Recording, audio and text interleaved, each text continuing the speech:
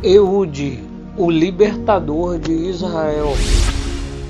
Os filhos de Israel estavam sob a servidão de Cusã-Risataim, rei da Mesopotâmia. Essa servidão durou 8 anos.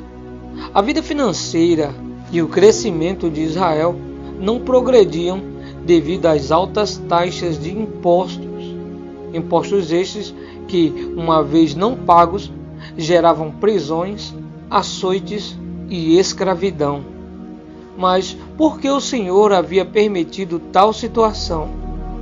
No livro de Juízes, capítulo 3, versículo 5, é mostrado que o povo de Israel havia se corrompido, habitando no meio de povos pagãos, onde, além de entregarem as suas filhas que casaram e deram filhos a povos estranhos, ainda passaram a servir os seus deuses, os Baalins e Astarote, causando assim a ira do Senhor, que os entregou nas mãos do rei da Mesopotâmia durante 8 anos. A dor dessa servidão fez os filhos de Israel se voltarem para Deus novamente e clamarem por um libertador. E o Senhor levantou entre os filhos de Israel Otiniel, primeiro juiz de Israel e filho de Kenaz. Cheio do Espírito de Deus, Otiniel julgou e libertou a Israel das garras de Cusã-Risataim. Otiniel também, irmão de Caleb, levou Israel à paz durante 40 anos e depois disso morreu. Sem um juiz, um orientador, alguém que os aproximasse de Deus, Israel relaxou na fé e comunhão com Deus e voltou a pecar, fazendo o que era mal perante os olhos do Senhor. O esfriamento espiritual de Israel o levava a se distanciar de seu Criador. Deus, por sua vez, agia como um pai que não proibia seus filhos de irem por outro caminho, mas os deixava seguir para outra direção, pois sabia que as consequências desse afastamento os traria de volta pelas dores causadas por uma vida de servidão. Os israelitas se deixavam envolver pela influência dos outros povos, por seus costumes, por sua cultura, povos que não serviam ao Criador. Eram como as pessoas que não têm compromisso com Deus nos tempos de hoje. Para estes, tudo pode, tudo é normal. Suas ideologias são seus guias sem base sólida. Seguem movimentos que causam divisão e ódio, mas que trazem consigo argumentos fraudulentos sobre um falso amor. Amor que aceita todo tipo de erro e que segue os desejos desenfreados do coração enganoso, que engana inclusive a muitos escolhidos, os afastando cada vez mais de uma vida com Deus. No livro de Juízes, capítulo 3, a partir do versículo 12, diz: Porém, os filhos de Israel tornaram a fazer o que era mal aos olhos do Senhor. Então o Senhor fortaleceu a Eglon, rei dos Moabitas, contra Israel, porquanto fizeram mal aos olhos do Senhor. E reuniu consigo os filhos de Amon e os amalequitas, e foi e feriu a Israel, e tomaram a cidade das palmeiras. E os filhos de Israel serviram a Eglon, rei dos Moabitas, 18 anos. Livro de Juízes, capítulo 3, versículo 12 a 14. Israel, no tempo dos juízes, retrata a condição atual da vida de muitos que estão nas igrejas nos dias de hoje. Pessoas que vivem de altos e baixos no tocante à vida espiritual. Pessoas que nem são quentes nem frias, mas sim mornas. A essas pessoas o Senhor diz: Assim, porque é morno, nem frio nem quente, estou prestes a vomitar-te da minha boca. Livro de Apocalipse, capítulo 3, versículo 16. Este versículo se encontra no último livro da Bíblia para deixar claro que o Senhor não tolera mais os mornos, que com estes sua paciência vem se esgotando, pois o frio tem como ser aquecido, o quente aquece e é mais aquecido ainda. E o morno, este é indeciso, ora fala a verdade e ora mente. ora é fiel, ora é infiel. Ora o vem dedicado nas obras de Deus, ora some do nada. Enquanto o frio confessa: sim, sou prostituta, sou viciado, sou bandido, o morno professa uma fé que não tem. Não confessa nem abandona seus erros. É sempre tudo na surdina, às ocultas. Se esconde atrás de uma posição, um cargo, uma Bíblia.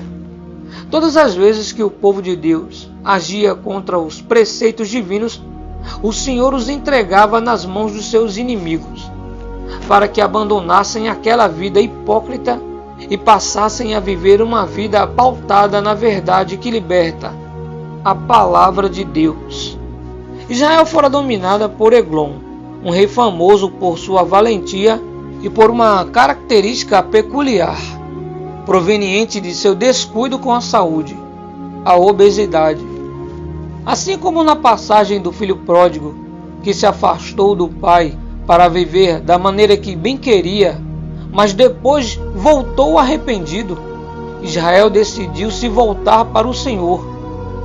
No livro de Juízes, capítulo 3, a partir do versículo 15 diz: Então os filhos de Israel clamaram ao Senhor, e o Senhor lhes levantou um libertador, a Eude, filho de Gera, filho de Gemim, homem canhoto. E os filhos de Israel enviaram pela sua mão um presente a Eglon, rei dos Moabitas.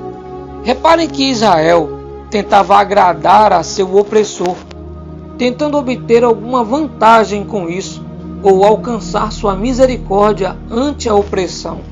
Deus, portanto, levanta um homem canhoto para passar a mensagem de que, para obter o livramento, era preciso alguém que agisse ao contrário do que Israel vinha agindo.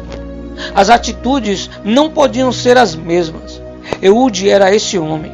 Aparentemente, ao observar o presentinho de Israel para seu inimigo, deve ter pensado consigo: já não bastam as altas taxas de impostos que esse mercenário vem sugando de Israel, e o povo ainda manda deliberadamente mais? Isso deve ter gerado dentro de Eude uma revolta sem tamanho. Isso o fez decidir acabar com aquela história ali, enquanto caminhava até o palácio do rei. Pensava como poderia acabar sem ser descoberto com aquele malfeitor. Esse presente também poderia ter sido algo imposto pelo próprio rei. Alguns reis, em seu aniversário, obrigavam os povos por eles dominados a pagar uma taxa que era cobrada e levada como presente em tal data ao rei, o que era uma afronta a Israel.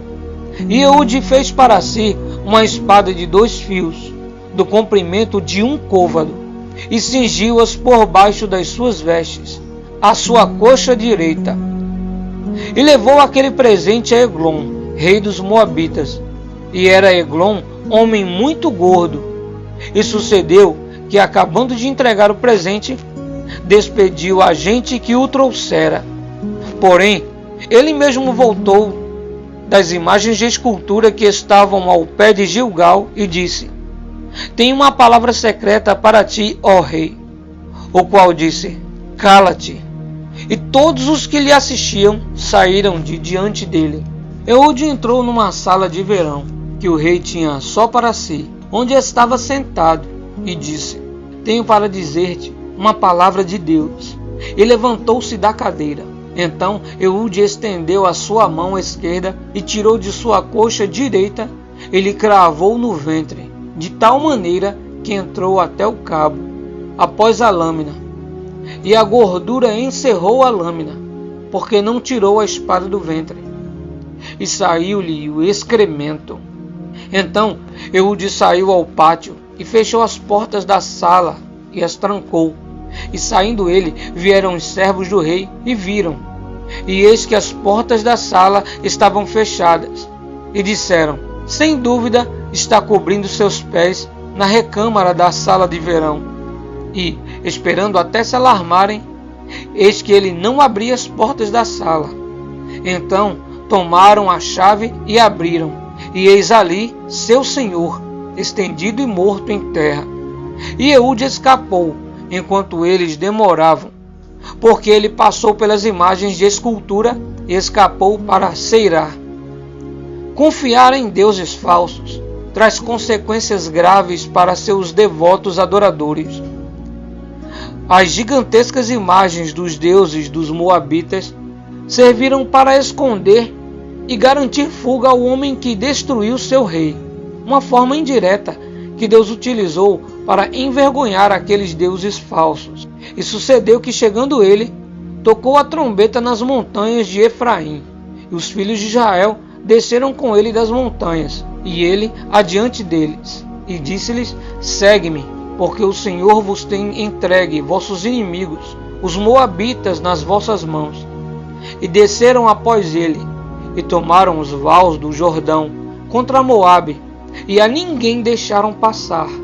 E naquele tempo feriram dos moabitas uns 10.000 homens, todos corpulentos, e todos homens valorosos, e não escapou nenhum.